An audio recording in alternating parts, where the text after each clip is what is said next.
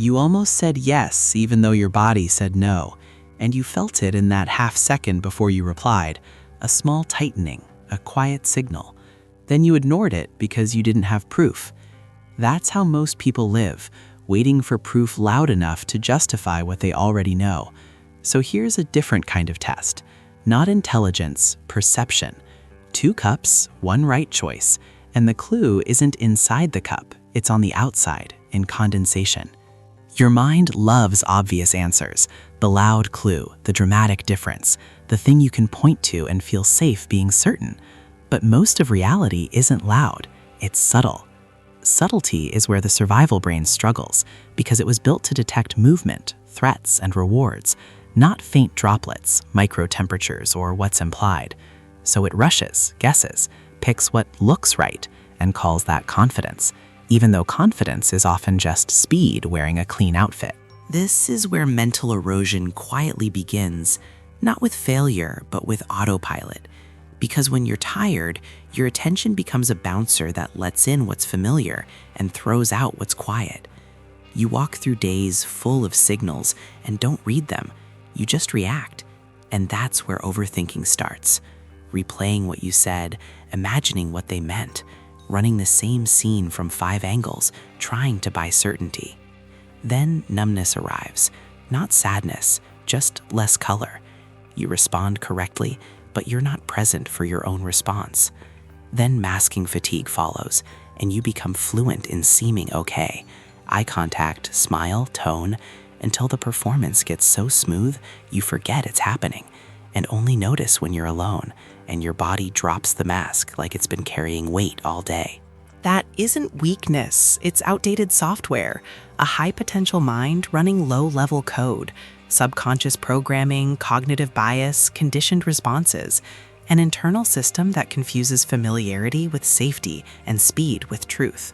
So when you look at 2 cups, your brain doesn't just see cups, it sees a problem, and the survival brain hates problems that don't resolve quickly.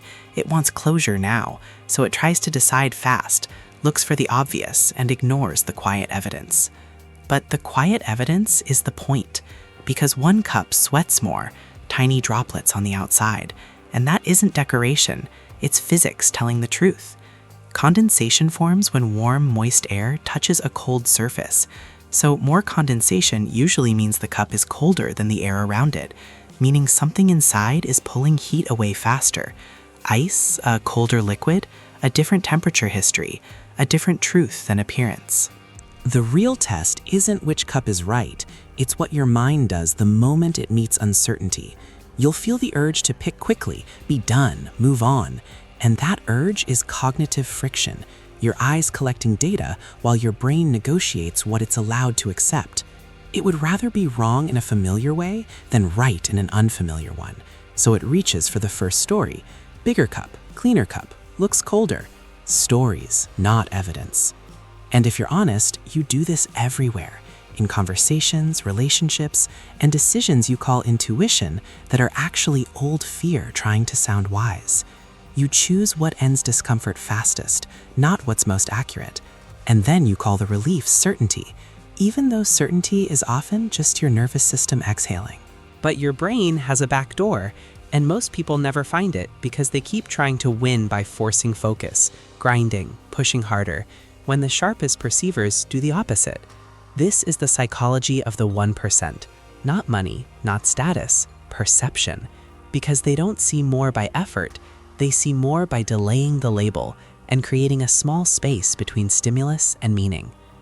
Inside that space, you become sovereign, because the moment you can pause the automatic interpretation, you can rewrite it quietly and precisely, letting your eyes rest longer than impatience wants, training yourself to notice what doesn't shout, separating signal from noise, asking for a second story when the first arrives, stopping the confusion between anxiety and intuition, and refusing to treat familiarity as proof.